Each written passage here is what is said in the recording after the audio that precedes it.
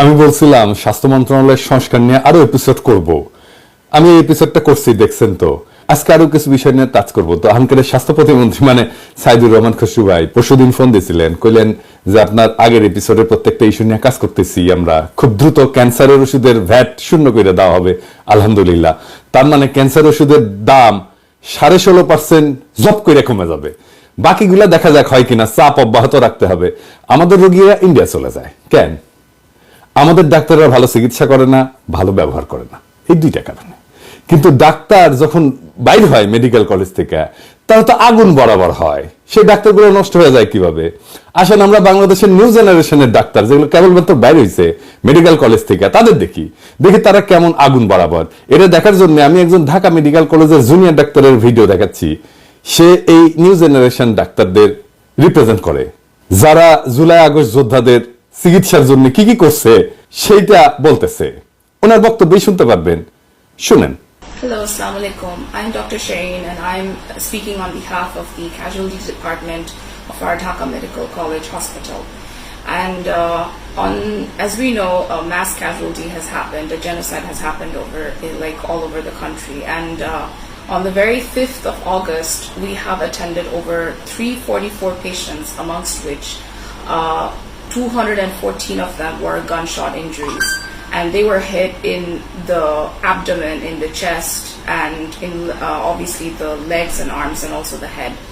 And many of them have been admitted here, and they have required operations and ICU support, and also antibiotics and pain medications, of which many of them have difficulty affording. And if I have to give you one example, one of the patients has needed 45,000 taka for his ICU cost, and which has actually become quite a cost burden for his family. So as a government hospital, we try to give many of the medications and suture materials from our supply, but in this time of heavy pressure of so many patients, we have actually not been able to really cover up all the deficit.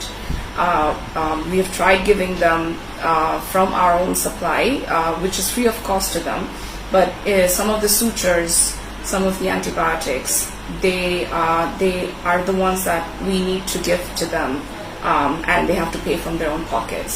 And they were there on the streets, they were there fighting for our rights, and I believe that it should not be upon them to pay for these costs. Some of the sutures are actually quite expensive. They can range from 1,000 to 2,000, and in a gunshot in the abdomen where there's rupture and perforation of so many organs like the stomach or the small gut, large gut, and we need some very delicate, some very good material sutures, which obviously the cost sometimes has to be taken up by the patient party. So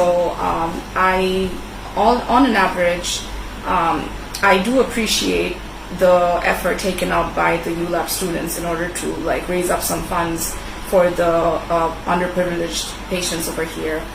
And as for for example, any kind of funding is most appreciated. Some of the pain medications, for example, Voltaren suppository for pain, it costs around 60 taka, and some of these patients can't even afford that. So you donating even as a minimum of 60 taka can actually help make a difference. You can alleviate the pain of a patient for that day. So even the most minimum of funding of donation is most appreciated. So I thank you all on behalf for thinking about this and donating to this cause. Thank you to the ULAB community as well for thinking of this approach. Thank you. এই আগুন বরাবর ডাক্তারেরা better management deserve করে না? এরা better leadership deserve করে না? এই আগুন বরাবর ডাক্তারদের হাতে পাইয়া বাংলাদেশের রোগীদের যদি ইন্ডিয়া দৌড়াইতে হয়, তাহলে সমস্যা আসলে অন্য জায়গায়। আমি আজকে সেই জায়গায় হাত দেব। কেন এই আগুন বরাবর ডাক্তারদেরকে দিয়া বাংলাদেশের স্বাস্থ্য ব্যবস্থা ভালো করা যাইতেছে না, কেন বাংলাদেশের রোগীরা বিদেশে পাড়ি দেয়, ইন্ডিয়ায় পাড়ি দেয়। আসেন আলাপ শুরু করি আল্লাহর নামে। আমাদের স্বাস্থ্য ব্যবস্থার একটা বড় সংকট হইতেছে রোগীরা ডাক্তারদের উপরে আস্থা পায় না। ডাক্তার সাহেবরা কিছু মনে করেন না, এই আস্থার সংকটের কারণ আছে, এটা সর্বাংশে মিথ্যা না। খুব আস্থায় নেওয়া যায় এমন ডাক্তারের সংখ্যা খুব নগণ্য, এবং যাদেরকে আস্থায় নেওয়া যায় তাদের একটা বিশেষ যোগ্যতা আছে। আমি সে বিষয়ে আলাপ করব একটা নিজের ব্যক্তিগত অভিজ্ঞতা থেকে। আপনারা জানেন যে বাংলাদেশের ডাক্তারদের, ভেরি সিনিয়র ডাক্তারদের সাথে আমার বন্ধুত্ব আছে, এমনকি এই যে খসু ভাই, ও আমার সিনিয়র ফ্রেন্ড। তো আমি আমার নিজের স্বাস্থ্য সমস্যার জন্য খুব অল্প কিছু মানুষের উপর ভরসা করতাম। কেন করতাম সেটার আবার কারণ আছে। এর মধ্যে একজন হইতেছেন প্রফেসর এফ এম সিদ্দিকী। ওনার মতো ফাইন মেডিসিন স্পেশালিস্ট আমি ইউরোপেই দেখছি শুধু, ইনফ্যাক্ট উনি ইউরোপে ট্রেন্ড, এই জন্যই এই লেভেলের স্কিল ছিল উনার। আমি উনার নিয়ে ফেসবুকে লিখছিলাম। তাও আবার বলি, তাইলে বাংলাদেশের স্বাস্থ্য সমস্যার একটা দিক আমরা ভালোভাবে বুঝতে পারবো। প্রফেসর এফ এম সিদ্দিকী উনি বিএনপি ঘনিষ্ঠ চিকিৎসক, এটা সন্দেহ নাই। উনি খালেদা জিয়ার চিকিৎসক, মেডিসিনের প্রফেসর। আমাকে যদি বাংলাদেশের সমসাময়িক মেডিসিনের সেরা ডাক্তার হিসেবে র্যাঙ্ক করতে বলা হয়, আমি উনাকে করতাম। আমি নিজের চিকিৎসাও বাংলাদেশে থাকতে উনাকে দিয়েই করাইতাম। উনার শুধু মেডিকেল নলেজ না, উনার সাথে আলাপ করা যায় সব বিষয় নিয়ে। ধরেন মিউজিক, রাজনীতি, সমাজ, টপস আর্ট, সোশ্যাল সাইকোলজি, কি না। পড়াইতেন অদ্ভুত দক্ষতায়, রোগী দেখতেন পরম মমতায়। তীক্ষ্ণ দৃষ্টি দিয়া উনি মুহূর্তেই ডায়াগনোসিস করে ফেলতেন। দুর্দান্ত ইংরেজি বলতেন। একটা ইনস্টিটিউশনাল প্রবলেম সলভ করার, নেগোশিয়েট করার দক্ষতা ছিল অপূর্ব। গানের গলা সুন্দর, রিসার্চের দক্ষতা অসাধারণ, চমৎকার ভরাট গলা, সুঠাম দেহ, 6 ফুট লম্বা। সবচাইতে সুন্দর হইতেছেন উনার হাসিটা। উনি যখন হাসতেন চারপাশটা আলো হয়ে যেত। ওনার যৌবনে উনি কত তরুণীর হৃদয় ভাঙছেন আল্লাহ জানেন, ভাবি আমার মাফ করে দিয়েন।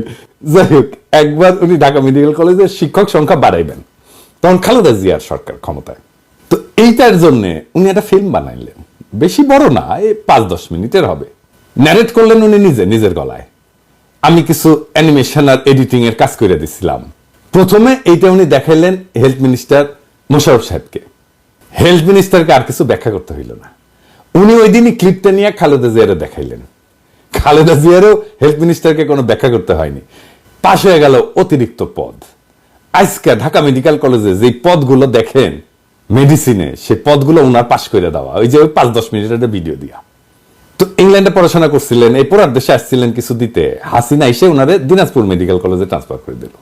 তারপরে আইইডিসিআর একটা নন ক্লিনিক্যাল পদে উনারা এসে বসায় রাখলো, ওইখান থেকে রিটায়ার করলেন উনি।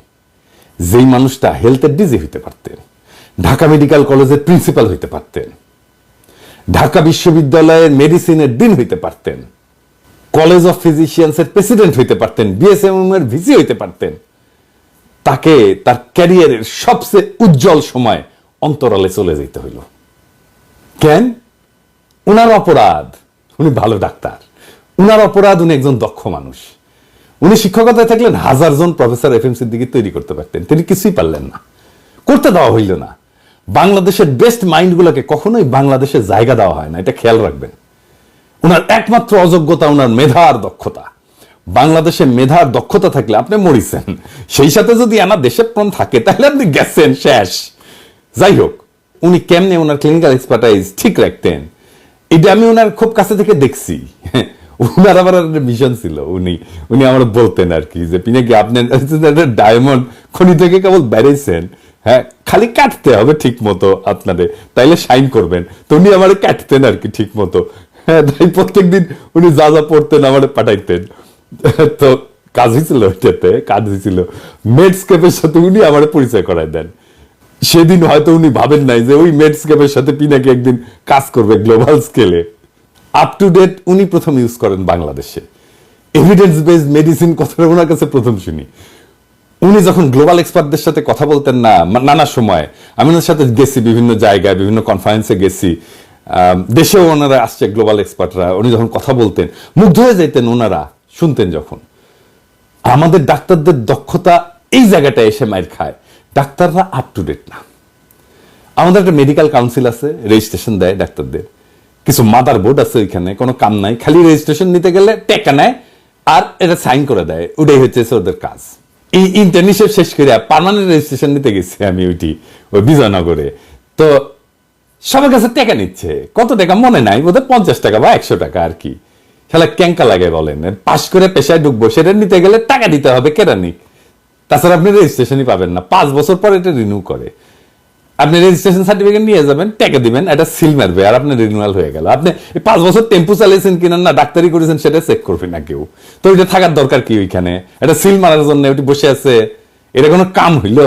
বসে বসে বেতন নিচ্ছে, এটা সিল মেরে দিল, আর আপনার রিনিউ হয়ে গেল।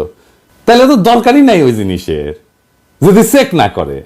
ডাক্তারি এমন একটা পেশা যে এটা সারাক্ষণ আপডেটেড থাকতে হয়। মেডলাইনে মানে যেটি আসলে সব জায়গায় সব ডাক্তারি জিনিসপত্র থাকে আর কি, রিসার্চ গুলো থাকে, ওখানে প্রত্যেকদিন 2 থেকে 4 হাজার নতুন গবেষণা যুক্ত হয়। আপনি পড়বেন কোনটা? এই জন্য পশ্চিমে হাইলি স্পেশালাইজ লোকেরা আছে যারা সাইকা তোলে যা যা পড়া দরকার, এইগুলো নিয়ে ওদের বলে কন্টিনিউড মেডিকেল এডুকেশন, কন্টেন্ট বানায়। আমি কাজ করছি ইউরোপে, এখন অন্য কাজ করি, মেডস্কেপের সাথেও করেছি, ওয়াইলির সাথে করছি পার্টনারশিপে, এমনকি নিজেও বানাইছি কন্টেন্ট যেটা ইউরোপিয়ান সেমি অ্যাক্রিডিয়েটেড। দারুণ দারুণ সব কন্টেন্ট বানাইছি। একটা গল্প বলি, ইন্টারেস্টিং এই সেমি কন্টেন্ট বানানো নিয়ে। আমার ইংল্যান্ডে 2 জন ডাক্তারের সাথে কাজ করতে হবে আর কি, এইটা 2022 সালের কথা। তো একজন সাদা চামড়ার, একজন আমাদের এলাকার মানে আমাদের অঞ্চলের আর কি, মানে ওই অঞ্চলের, নামটা মুসলিম কিন্তু চেহারা মিক্সড, অনেকটা পাকিস্তানিদের মতো। তো আমি ওরে খুঁজে পেয়েছিলাম মেডস্কেপে, ভালো ট্রেনার, জিপি ট্রেনার। তো তার বেশ কিছু সিএমই আছে। তো আমি জিজ্ঞাইলাম যে তুমি পাকিস্তানি নাকি? তো বললো যে না, আমার বাবা অরিজিন বাংলাদেশের, সিলেটার, মা ব্রিটিশ, তবে আমি কখনো বাংলাদেশে যাইনি। ও এনএইচএস এর জিপিদের ডার্মাটোলজি ট্রেনিং করায়, সার্টিফাইড জিপি ট্রেনার। তো আমারও তো আমরা অ্যাটোপিক ডার্মাটাইটিস নিয়ে একটা সিএমই করব জিপিদের জন্য। তো এখন রেকর্ড করতে হবে ভিডিও, 50 মিনিটের ফাইনাল ফুটেজ হবে। তো স্টুডিও লাগবে ভালো, কারো তো চিনি না ইংল্যান্ডে। তো ইংল্যান্ডের কলিগদের বললাম, কয়েকজনকে কমেন্ট করলো, কাজ আর রেট দেখে পোষায় না, আমার বাজেটে কুলায় না। যাই হোক, এমন সময় রিফাত হাসান, মানে এই রিফাত হাসান, ও কিন্তু অনেকদিন থেকে আমার গ্রাফিক ডিজাইনের কাজ করে। আমি ওর গ্রাফিক ডিজাইনের কাজের খুবই ভক্ত। আমি ঢাকায় থাকতে আমার কোম্পানির সব গ্রাফিক ডিজাইনের কাজ ওই করতো। ওর কাজ খুবই ভালো, গ্লোবাল স্ট্যান্ডার্ডে। আমার বইগুলোর প্রচ্ছদ, ইলাস্ট্রেশন সব কিন্তু ওর করা। এখানেও কাজ করেছে আমার কোম্পানিতে কিছু, হ্যাঁ, প্রশংসা পাইছে খুব। তো রিফাত বললো যে বান্না তো লন্ডনে থাকে এখন, ওই বান্নাও আমার সাথে কাজ করতো ঢাকায়। আমার বাবার যে ডকুমেন্টারিটা দেখেন না, ওটা বান্নার বানানো। তো বান্নার সাথে যোগাযোগ হইলো, কাজ করলো, অসাধারণ কাজ করলো বান্না। আমাদের ইন হাউস বানানো বেস্ট প্রোডাকশন হইলো, 2টা করছিল। তো এই যে 1 ঘন্টার একটা সিএমই, এইটা অংশ নিলে পুরাটা কমপ্লিট করে একটা পরীক্ষা দিলে একটা সার্টিফিকেট পাবেন। তো আমরা যে কন্টেন্ট বানাই, কন্টেন্ট বানানোর পরে আমরা এটা জমা দিই অ্যাক্রিডিটেশনের জন্য। আমরা জমা দিই European accreditation council for continuing medical education, এই নাম হচ্ছে EACCME। তারা সিএমই ক্রেডিট সার্টিফাই করে দেয়। তারপরে আমরা সেটা কোনো সাইটে আপ করি, যারা সিএমই কন্টেন্ট চালায়, বানায়। তো আমি যেটা করছিলাম ওই বানাকে নিয়ে অন্য জায়গায় অন্য ভিডিওগ্রাফি, অন্যরা দিয়ে ভিডিওগ্রাফি করছিলাম। এটা চাইলে আপনি মেডস্কেপকে দিয়েও করাইতে পারেন। একটা 1 ঘন্টা বা প্রেসাইজলি এটা 50 মিনিটের সিএমই করতে এটা 1 সিএমই ক্রেডিট হয়। মেডস্কেপ কম করে হলেও $2 লাখ নেয়, আরো কমেও করে অনেকে, ভালো কাজ করে। ধরেন $10,000 ভালো কন্টেন্ট করে দেয়, হয়তো রিচ হবে না অত বেশি মেডস্কেপের মতো। তো একজন ডাক্তারকে রেজিস্ট্রেশন রিনিউ করার জন্য বছরে 50 ক্রেডিট আর্ন করতে হয় ইউরোপে। ইটালিতে 3 বছর পর পর রিনিউ করতে হয়, 150 ক্রেডিট আর্ন করছে এই সময়ের মধ্যে, এটা দেখাইতে হয়। সার্টিফিকেট হলে সরাসরি চলে যায় ওই রেজিস্ট্রেশন যারা রিনিউ করে। ইন্ডিয়াতেও কিন্তু এটা লাগে, ওদের মনে হয় 30 ক্রেডিট লাগে 5 বছরে, মানে 5 বছরে 30 ঘন্টা পড়তে হবে। 50 সিএমই ক্রেডিট মানে 50 ঘন্টা পড়তে হবে কমপক্ষে, এবং পরীক্ষা দিতে হবে। সেই কারণেই ইন্ডিয়ার ডাক্তাররা বাংলাদেশের ডাক্তারের চাইতে ভালো পারফর্ম করে। যাই হোক, আমাদের নিজস্ব কন্টেন্ট এখনই বানাইতে হবে না। আমাদের মেডিকেল এডুকেশনের ডিজি আমার বন্ধু সুমন নাজমুল যদি মেডিকেল কাউন্সিলের সাথে একসাথে সিএমইতে পার্টিসিপেট করা বাধ্যতামূলক করে দেয় বাংলাদেশের ডাক্তারদের জন্য, রেজিস্ট্রেশনের জন্য এটা লাগবেই, এটা যদি এই বছরই শুরু করে দেয়, আর ইউরোপিয়ান আর আমেরিকান সিএমই সার্টিফিকেশনকে, এটার অ্যাক্রিডিটেশনকে অ্যাকসেপ্ট করে, তাহলে কিছুই করতে হবে না আলাদা করে। যদি প্রয়োজন মনে করে ইউরোপিয়ান অ্যাক্রিডিটেশন কাউন্সিলের সাথে একটা এগ্রিমেন্ট করতে পারে। আমি যেহেতু ইউরোপিয়ান অ্যাক্রিডিটেশন কাউন্সিলের সাথে কাজ করছি, আমি সাহায্য করতে পারি বাংলাদেশ সরকারকে অবশ্যই। আর এটা চালু হইলে মেডস্কেপ বাংলাদেশে অফিস খুলবে, আমিও কয়ে দিতে পারি মেডস্কেপকে যে যাও দেখো বাংলাদেশে অফিস খোলো।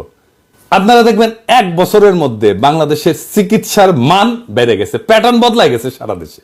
ডাক্তারদের সেমিনার সিম্পোজিয়াম ও সেমি অ্যাক্রেডিটেশন নিতে পারেন না। ডাক্তারও তো করেন অনেক সেমিনার সিম্পোজিয়াম, 5 স্টার হোটেলে করেন, প্রচুর টাকা পয়সা খরচা করেন, সেমি অ্যাক্রেডিটেশন নেবেন। তাহলে আগে শুধু প্রেজেন্টেশনের টপিক, স্লাইড, ফ্যাকাল্টি এটা পাঠাইতে হবে।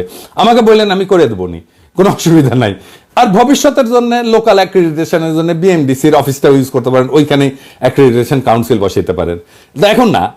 এখন দিলে মাখায় ফেলবে সবকিছু, কিছু পারবে না। আরো আছে, আরো পরিকল্পনা আছে। কি আসেন সেই আরো 2টা আছে দেখি। স্বাস্থ্য মন্ত্রণালয়কে স্বাস্থ্যকর্মী এদের কাছে যাইতে হবে, ডাক্তার, স্বাস্থ্যকর্মী, নার্স এদের কাছে যাইতে হবে। কিভাবে যাবে? তারা তো আছেই, তার মধ্যে স্বাস্থ্য মন্ত্রণালয়ের মধ্যে আছে, তাহলে যাবে কিভাবে? মানে কারো কাছে যাওয়ার জন্য আমরা 2টা ফর্ম ইউজ করি, এটাকে বলে হচ্ছে B2B আর B2C।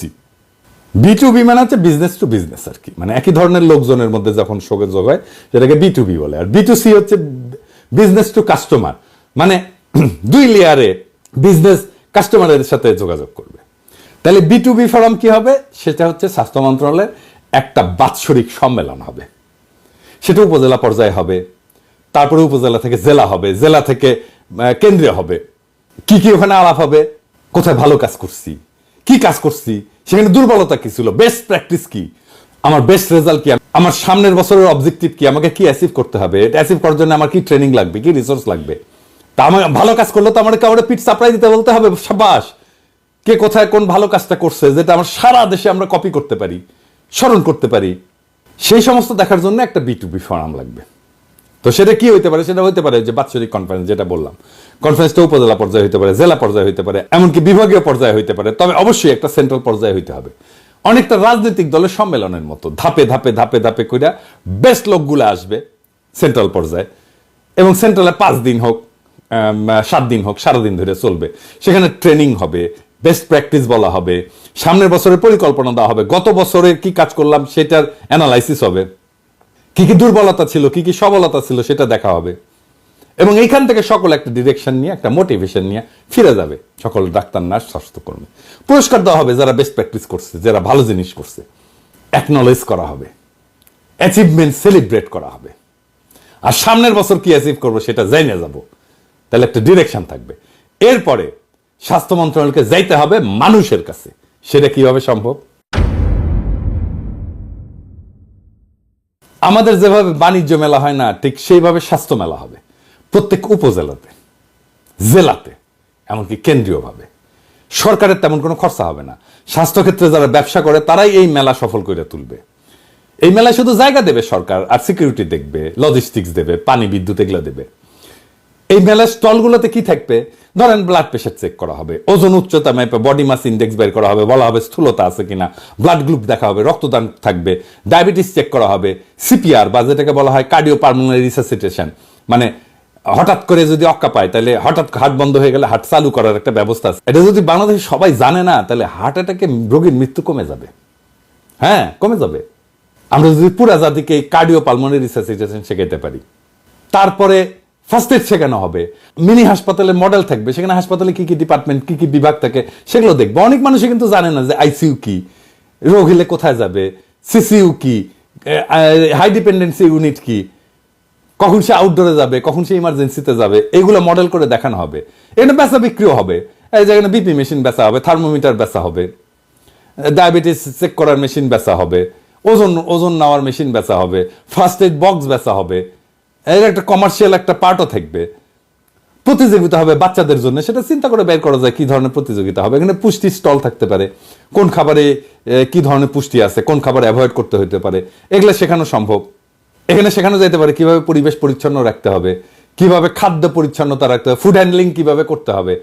এখানে এমনকি ডাক্তারদেরও স্টল থাকতে পারে, যেখানে মানুষ হেলথ চেক করবে, ডাক্তার দেখাবে, দৃষ্টিশক্তি চেক করবে, বা ধরেন ডার্মোস্কোপি করবে, করে চামড়ার কোনো সমস্যা আছে কিনা সেটা দেখবে। এইভাবে আমরা বাংলাদেশের স্বাস্থ্য ব্যবস্থা সম্পর্কে সচেতনতা বাড়াইতে পারবো, এবং স্বাস্থ্যের সাথে মানুষের সরাসরি যোগাযোগ হবে। এভাবেই জায়গা উঠবে সারা দেশ। এবং বাংলাদেশের মানুষের যদি স্বাস্থ্য ভালো হয় তাহলে উৎপাদনশীলতা বাড়বে ভাই, আমাদের স্বাস্থ্যখাতে খরচ কমবে। এই কাজের কোনটা টাকা লাগবে না, লাগবে শুধু উদ্যোগ, লাগবে শুধু লিডারশিপ, লাগবে স্বপ্ন দেখার ক্ষমতা। এইগুলো ইমপ্লিমেন্ট করেন। বাংলাদেশ থেকে 3 বছর পর কেউ আর ইন্ডিয়া যাবে না, ইন্ডিয়া থেকে বাংলাদেশে আসবে চিকিৎসা করতে, লিখে দিলাম, গ্যারান্টি দিলাম। স্বাস্থ্য মন্ত্রণালয়ে যারা কাজ করতেছেন, যারা লিডারশিপ দিচ্ছেন, তাদের আসলে কি থাকা উচিত? বাংলাদেশের স্বাস্থ্য ব্যবস্থা নিয়ে স্বাস্থ্য মন্ত্রণালয়ের লিডারশিপের একটা স্বপ্ন থাকা উচিত। এমন একটা স্বাস্থ্য ব্যবস্থা যেখানে রোগীরা ডাক্তারদের প্রতি আস্থা রাখতে পারে, ডাক্তাররা নিজেরা আপডেটেড এবং দক্ষ হইতে পারে, এবং যেখানে প্রত্যেকটা নাগরিক পায় উন্নত এবং সম্মানজনক সেবা। আমরা যদি ডাক্তারদের দক্ষতা উন্নত করতে পারি, সঠিক নেতৃত্ব এবং দিক নির্দেশনা দিতে পারি, এবং জনগণের কাছে স্বাস্থ্যসেবা পৌঁছানোর নতুন নতুন উপায় বের করতে পারি, তবে সেই দিন আর বেশি দূরে না যখন বাংলাদেশে কেউ আর চিকিৎসার জন্য অন্য দেশে ছুটবে না, বরং বিশ্বের মানুষ বাংলাদেশে আসবে উন্নত চিকিৎসার আশায়। আসেন আমরা সবাই একসাথে কাজ করি, স্বাস্থ্য মন্ত্রণালয়, নার্স, চিকিৎসক, স্বাস্থ্যকর্মী এবং সাধারণ জনগণ স্বাস্থ্যসেবার এই কাঙ্ক্ষিত পরিবর্তন আনার জন্য। এটা কোনো অসম্ভব স্বপ্ন না, এটা একটা বাস্তবসম্মত স্বপ্ন। এটা একটা বাস্তবতা হইতে পারে যদি সবাই আমরা উদ্যোগ নিই, নেতৃত্ব দিই, স্বপ্ন দেখি এবং বাংলাদেশকে একটা স্বাস্থ্যসেবার মডেল দেশে রূপান্তরিত করার জন্য ঐক্যবদ্ধভাবে আগায় যাই এবং মিশনটা নেই। যদি মনে করি আমরা যাব, আমরা যেতে পারবো। সাধারণ মানুষের জীবনের মানের উন্নয়নে এই উদ্যোগ, স্বাস্থ্যের উদ্যোগ আমাদের পথ দেখাবে, এবং একদিন আমরা গর্ব কইরা বলতে পারবো বাংলাদেশের ডাক্তারেরা, নার্সরা, স্বাস্থ্যকর্মীরা শুধু রোগী না, পুরা জাতিকে সুস্থ রাখার শপথ নিয়ে এগিয়ে চলছে। ইনকিলাব জিন্দাবাদ।